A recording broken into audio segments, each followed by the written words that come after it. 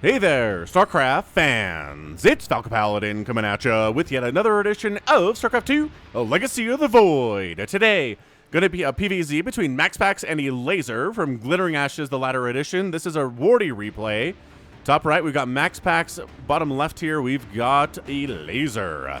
So Elazer is the elder statesman here, at least compared to MaxPax. MaxPax is from Sweden. Elazer is a Polish Zerg player, a country with a history of excellent StarCraft players dating back to Brood War. All right, so this is a hatch blocking probe. Elazer, let's see if you're going to try to take it, man. Nope. Elazer says, I know this is a map where the probe can block my hatch, so I'm just going to go ahead and send him out. So I have 3 minerals at the third base. Ka-chink. Timing is excellent from Elazer, as always. And MaxPax says, all right, cool. We'll just go ahead and scout, see what else is going on here. But a 16 hatch is followed by an 18 extractor and a 17 pool. Every single time. I do not know of a professional build where a 16 hatch is followed by anything else. Especially today. Oh my goodness. Is that a Nexus first? Okay. Alright, MaxPax. Metagaming here. Nexus into Gateway. You'll have double Chrono Boost a little bit earlier, and that can make a super big difference with your macro when matching up here against Elazer. So happy Sunday, everyone. Hit that like button, hit that subscribe if you're enjoying the cast so far. Should be an excellent one. I'm here 4 or 5 times a week with StarCraft 2 content. And yeah, if you don't know who Wardy is, there are links to his YouTube channel and his Twitch stream in the description. Go ahead, go over there and tell him that Falcon sent you, and thank you very much for giving me these replays. But what the? Oh, 2-gate opening into Cybercore. The Overlord, Terror the Overlord says, yeah, I know. So Nexus, 2-gate, and then a Cybercore. Double gas saturation. All right. This is crazy. Like, Elazer needs to take his third now. If he went 3 hatch before pool, I wouldn't say no to him, but he didn't know. Like, he didn't know what the adept timing would be at all. It's just not coming at all, right? Not happening whatsoever. These lings are, like, does he bother with the lings? He did bother with the lings, because you want some. He's going to run these across and see what's going on, but the Overlord sees everything anyway, so I don't know. Like, at least maybe the fact there's a probe here. Because the lings are coming, that's some lost mining time, but double Chrono Boost at Adept. That's the double Chrono Boost I was talking about. This is a build. This is a MaxPax build that I've not really seen. The lings get in, though. Oh, now the Adepts have to chase them, because you don't want lings free inside your main base. At least one of them has to stay home. Yeah, this one's going to stay home to deal with the lings, who are scouting around. They recognize there's not even a pylon in the main base. There's not a Stargate or anything. This is crazy. 1 sentry on the follow-up. And then this Adept's moving out. Is this Adept going to move out? Nope, this Adept's holding the line. So one Adept moving out at, later than it usually is. Queen's here to deal with it. Any more lings out here? Nah, we're just going to use Queens for it. Elazer's just droning hard, which he really needs to do. He's got that third base coming in. Yeah, Queen just burn. And the Adept shades out of there, gets on out.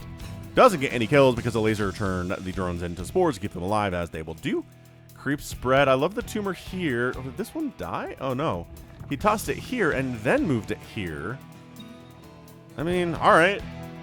I guess that's a fine location for it. But then, yeah, the natural creep is going to connect with this stuff, push out this way, and we should have a pretty close to a connection here as well. Yeah, that tumor's on the very edge of the creep here. This one needs to go.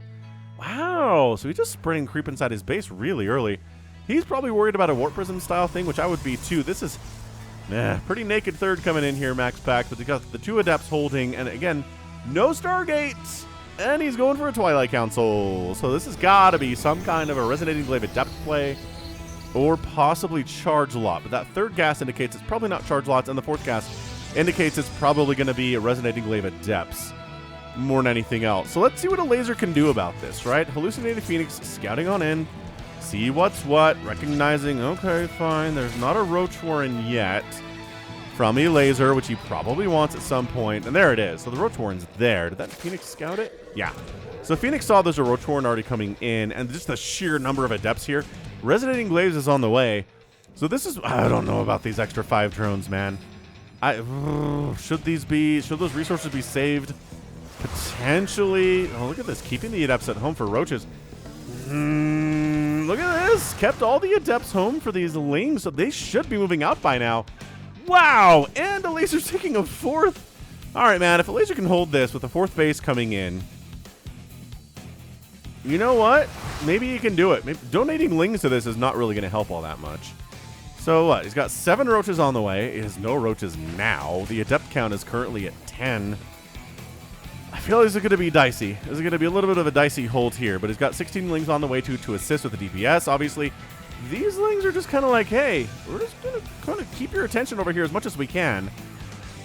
And, okay, so these adepts shade in. These adepts kind of hold back. Oh, just kidding. One adept comes over here. Okay, cool. So one adept goes over there and dies. Weird. These adepts come in here and die. Okay. And their roaches go for it. You can't go for a counterattack. There's more adepts here. These are going to finish their shade, and they're going to be a bit of a problem. Boosh, boosh, boosh. Drones down, drones down, drones down, drones down. So many drones dying. 5 drones dead. Already. Zergling's trying to get a surround on these adepts so they can't murder all of the drones.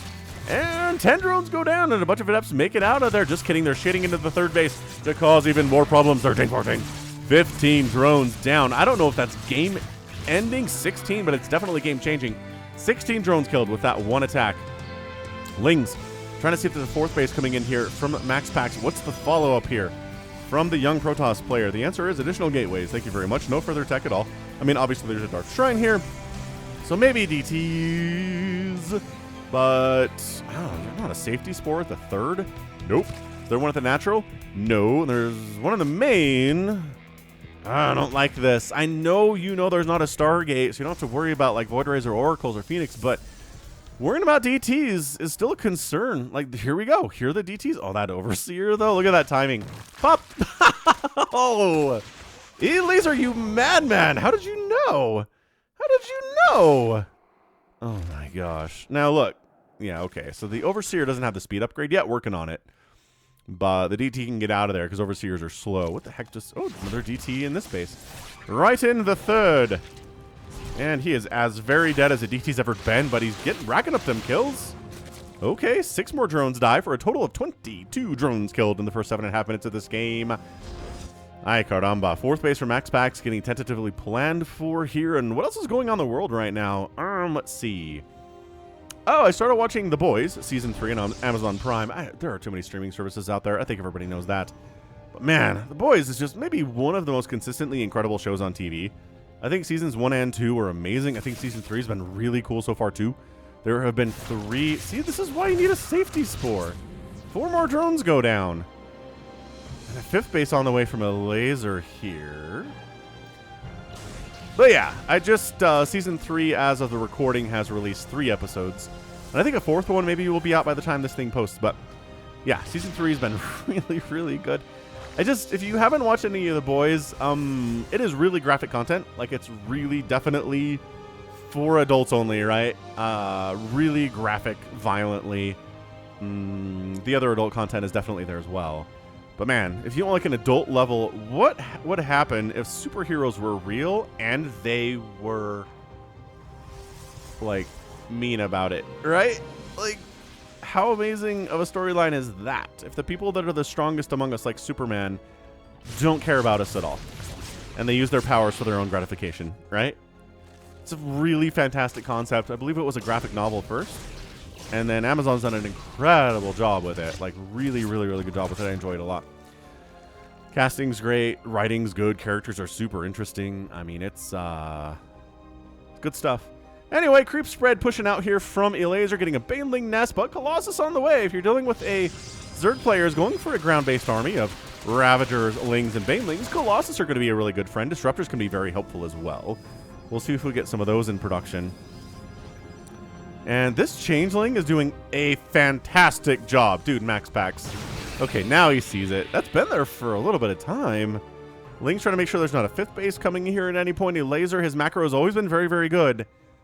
It's just a matter of decision-making, right? It's a matter of getting good engagements against an army like this that Elazer has kind of struggled with from time to time. It's a reason he's not quite at the level of the other European Zergs, Raynor and Cyril, is because of that. His macro's not the problem. You look at him. He's crazy, crazy maxed out here. 955. He has 86 workers. This is Raynor-esque creep spread and drone production, and Cyril when he wants to do what he can.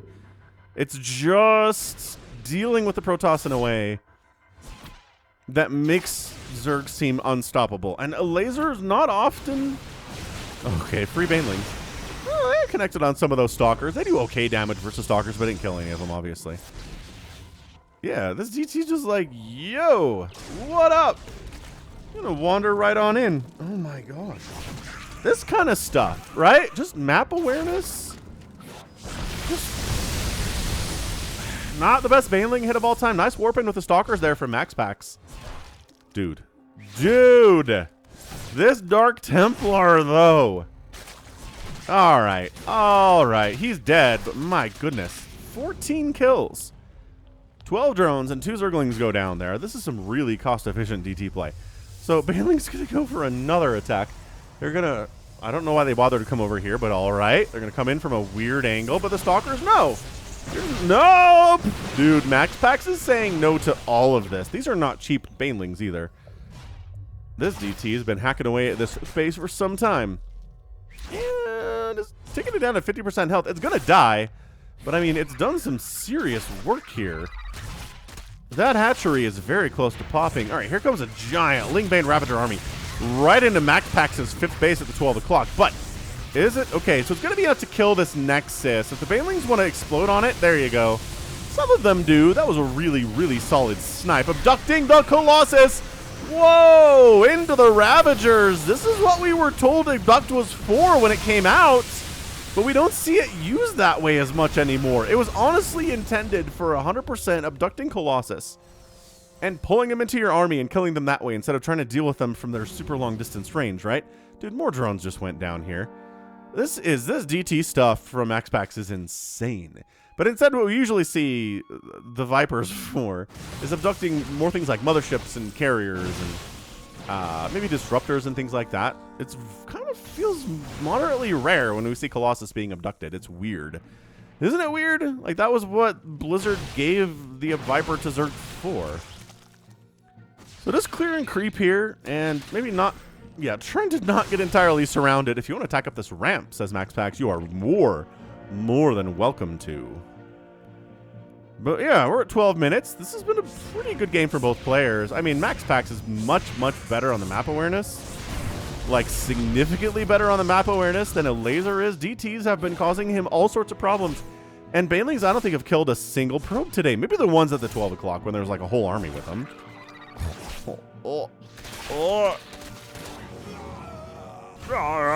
This is a really nice Baneling attack. Beautiful probe pull, though.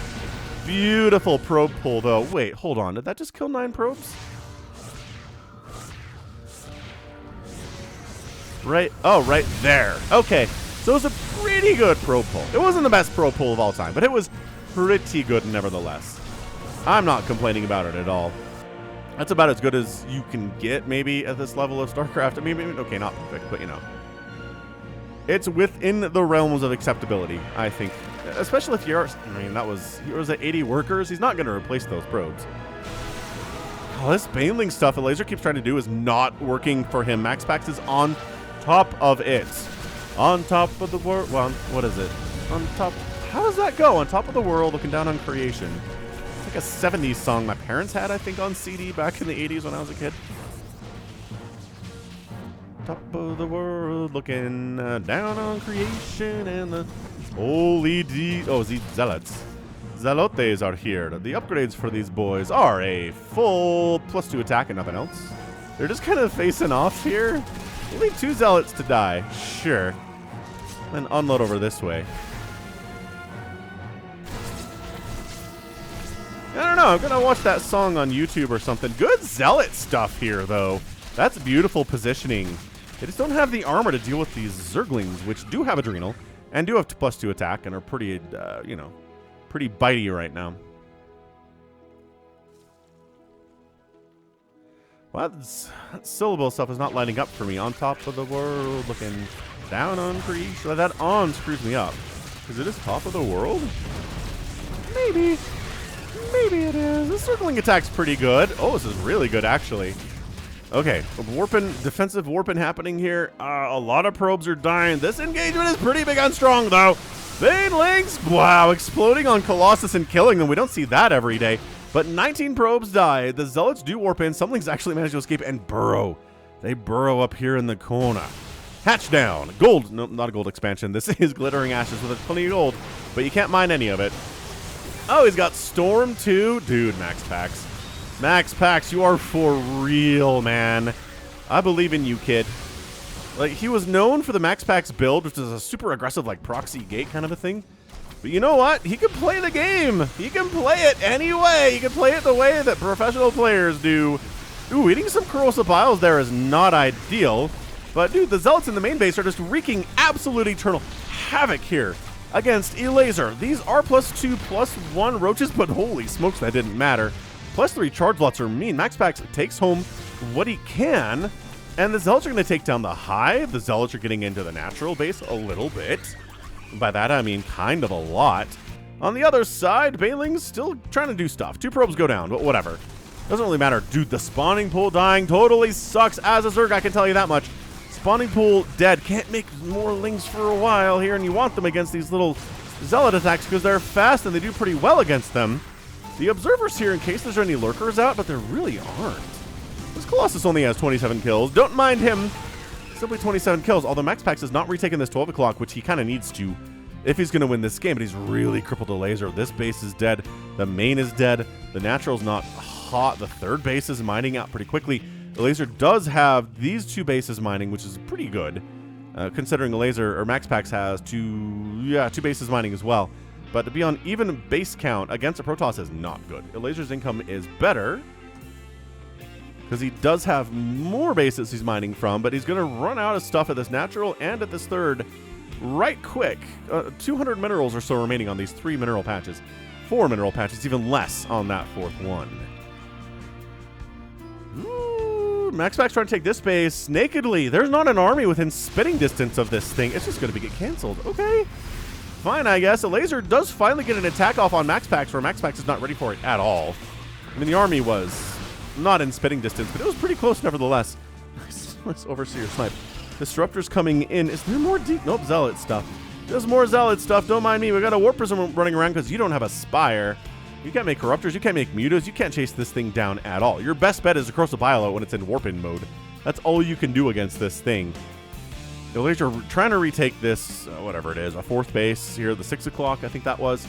MaxPax at 145 supply. Lasers at 191, though. So, I mean, this might be a game where MaxPax plays really well and harasses amazingly well, but not enough against an elite Zerg player. It's just like, you didn't do enough economic damage. Sorry. Like, did you kill 78 drones? Yeah.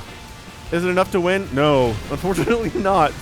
Dude, the surround here, the Roach Ravager stuff, I'm kind of big disruptor hit. A little bit inspired by this. Dude, Elazer just has so much Roach Ravager. That Colossus is going to die. The Disruptors are ready for another swing out attack. Some of them are, maybe. Yes, almost. There we go. Now kicking off. But in the meantime, DTs and Zealots are causing problems. Dude, 13 more drones die.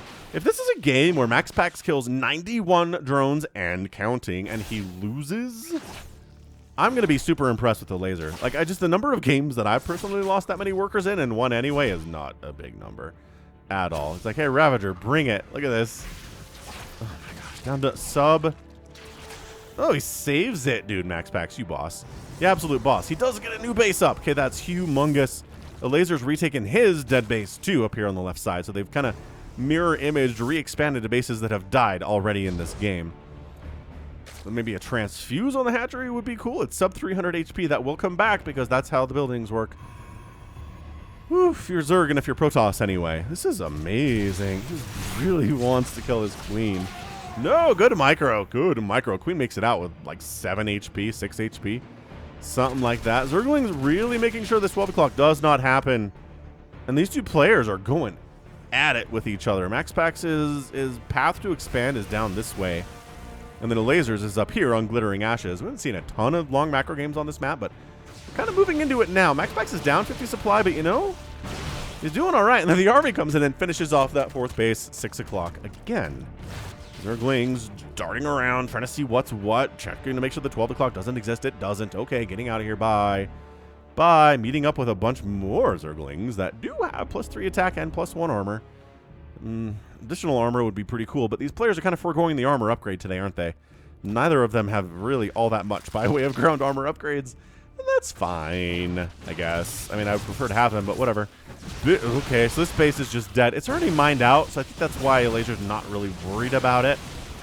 So hatch down, just fully evacuated that area. Just left it to die.